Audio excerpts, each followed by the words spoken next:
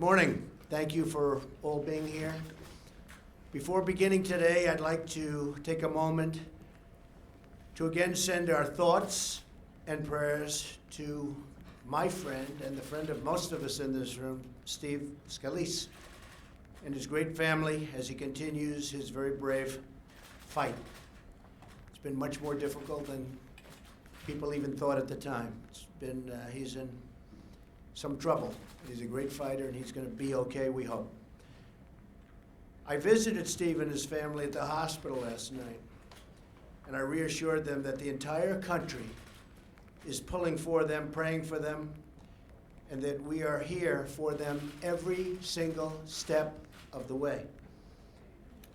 America's hearts, and we mean this in the truest sense, sends its love. There are a lot of hearts in this country, great hearts, and they're all sending their love and support to the Scalise family. And Steve, in his own way, may have brought some unity to our long divided country. We've had a very, very divided country for many years. And I have a feeling that Steve has made a great sacrifice, but there could be some unity being brought to our country. Let's hope so. While at the hospital, I also visited with Special Agent Crystal Griner, terrific young woman, of the Capitol Police and her family. Crystal is one of the 2 Capitol Police officers who saved so many lives through her heroism, along with Special Agent David Bailey. They ran right into the fire. They ran right into those guns and the bullets, and they saved a lot of lives. America salutes both of their courage. They have great, great courage. We all salute them. We also salute the men and women of the Alexandria Police Fire and Rescue and all of the first responders. The timing and the speed and the professionalism was incredible. They performed with bravery and with skill. Finally, our heartfelt prayers go out to Matt Micah, who was badly wounded in the assault. To Matt's family, anything you need, we are here for you. Hopefully Matt will be okay. In these difficult hours, it's more important than ever to help each other, care for each other, and remind each other that we are all united by our love of our great and beautiful country. We're joined today by Secretary Acosta, Secretary Ross, and Administrator McMahon as we prepare to make a historic announcement to train Americans for the jobs of the future. We have a lot of companies moving into this country. You see the unemployment rate is at a very, very low level. Job enthusiasm and manufacturing, business enthusiasm is at record levels, never been higher. And a lot of good numbers are coming out, including almost $4 trillion in gain to the stock markets. And since the election, $4 trillion. We just signed a big deal yesterday for hundreds of millions of dollars worth of equipment and military equipment going to be made in this country, in our country, for other countries. We've got it going. We have to make sure the people are here and they're going to be well trained. So I want to thank my daughter Ivanka and her leadership. She has worked so hard on this. She understands how important it is. We're training people to have great jobs and high-paying jobs. And we're here today to celebrate the dignity of work. It's really a good term, dignity of work, and the greatness of the American worker, which I've been celebrating for a long time. Probably wouldn't be here if it weren't for the American worker. And the American worker sees what's happening in Michigan and in Ohio and in a lot of places that we've had a huge impact on just in a short period of time that I've been here and this administration has been involved. We have a lot of companies moving in. A lot of plants are going to be built. A lot of plants are being expanded. And big ones are going to be announced very soon. We're going to hear some very big names that I can't tell you about now, We want to get them signed on the dotted line. We don't want to talk too quickly. It's called sign them on the dotted line, right? In just a few moments, I'll be signing an executive order to expand apprenticeships and vocational training to help all Americans find a rewarding career, earn a great living, and support themselves and their families, and love going to work in the morning. We will be removing federal restrictions that have prevented many different industries from creating apprenticeship programs. We have regulations on top of regulations, and in history, nobody has gotten rid of so many regulations as the Trump administration. And that's one of the reasons that you see the jobs and the companies all kicking in so strongly. I think some very good numbers are going to be announced, by the way, in the very near future as to GDP. So we're empowering these companies, these unions, industry groups, federal agencies to go out and create new apprenticeships for millions of our citizens. Apprenticeships place students into great jobs without the crippling debt of traditional four-year college degrees. Instead, apprentices earn while they learn, which is an expression we're using, earn while you learn. We're joined today by apprentices who know firsthand how these programs can bring new hope and new opportunities. We're also joined by some of the country's great governors, and I appreciate them very, very much for being here. We just had a meeting in the cabinet room. Charles Robel is here with us from Wisconsin, where I just left, actually, yesterday. I was with Governor Walker. Charles is a 3-time combat veteran who bravely served our nation, highly respected. After Charles came back from the war, he, like so many other Americans, faced very tough economic times. Charles began taking machine tool operation courses from a technical college. He immediately excelled. He was really, really good at it, they say.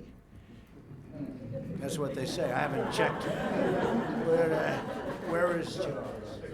Come here. Charles, they tell me. I haven't checked it. I want to check you out. All right? But he immediately excelled. And by the end of his year-long apprenticeship, Charles will be making more than $60,000 a year and going up a lot higher than that. And he loves what he does. I think you really love it, right? Yeah, loves it. Charles, we thank you for your service to our country, both in the military and in exactly what you're doing right now, which is so important. And we congratulate you on this exciting new career.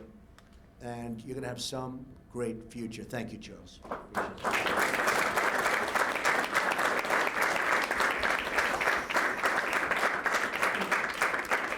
Each of the apprentices here today has their own story and their own dreams. That's what they are, dreams. Apprenticeships teach striving Americans the skills they need to operate incredible machines, and some of these machines are so intricate, so powerful, and really the word is they are incredible. This is not the old days. This is new and computerized and complicated, and you really have to know what you're doing. But they create amazing products. And to construct skyscrapers that touch the clouds, I mean, you look at the equipment today and just go back 10 years ago and 20 years ago, it's from a different world, from a different planet. It's incredible. I just met with the governors from many of the states to discuss how we can work with them to expand apprenticeships and the apprentice programs. I'm also delighted to be here with CEOs of major companies who support our apprenticeship initiatives. And we had a tremendous number of the biggest CEOs in the world here yesterday. And we talked about this also. And they're fully behind it, including our effort to help millions of talented young American women thrive and flourish in our economy. We are thrilled as well to have with us today Congressman Bobby Scott and Congresswoman Virginia Foxx, who cares so deeply about this effort.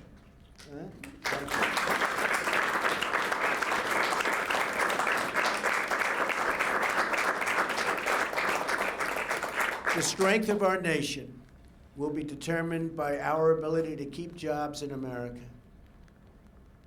And we're going to keep them in America. You're not going to have companies fleeing like in the past. There's going to be a big price to pay for companies that want to leave, fire their workers, build a plant outside of this country, and think they're going to sell their product right back into the United States. It's going to be a big price to pay. But we want to keep jobs in America, and we want to train people and hire American workers to fill those jobs, and that's exactly what we're doing, and we're really doing a job of it. And I just want to thank all of our secretaries and everybody involved in the process. Not only will our apprentices transform their lives, but they will also transform our lives in the truest sense. Today's apprentices will construct the roads and bridges that move our citizens. They will bend the metal and steel that shape our cities, and they will pioneer the new technology that drives our commerce. But as we train the next generation of Americans to do their jobs, all of us here today have to do our jobs. We have to join forces, join hands, and join together to restore the American dream for all of our people. And one of the parts of the American dream is we're going to come down very, very hard, and we already have. You've seen what's going on the border, on this massive drug problem that we have in the United States, and frankly that other countries have also.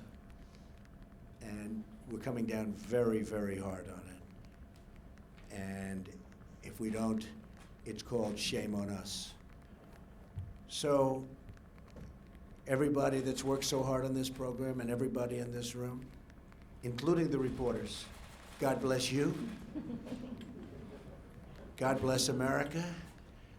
And let's go out and let's do a really terrific job with the apprentice program. Thank you very much. Thank you very much. Appreciate it.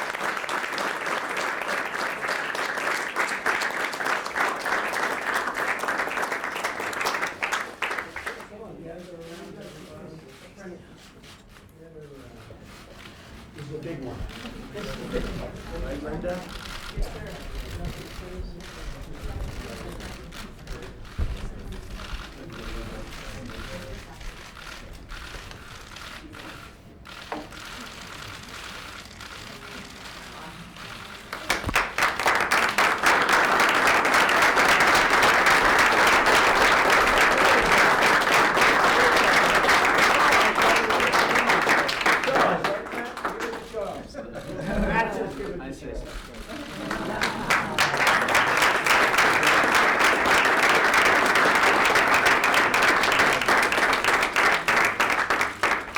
Thank you very much.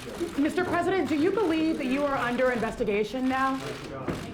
Mr. President, do you now believe? Do you want to respond on camera to the Washington Post report, Mr. President? Thank you all. Body button. You can answer for him. Mary's button.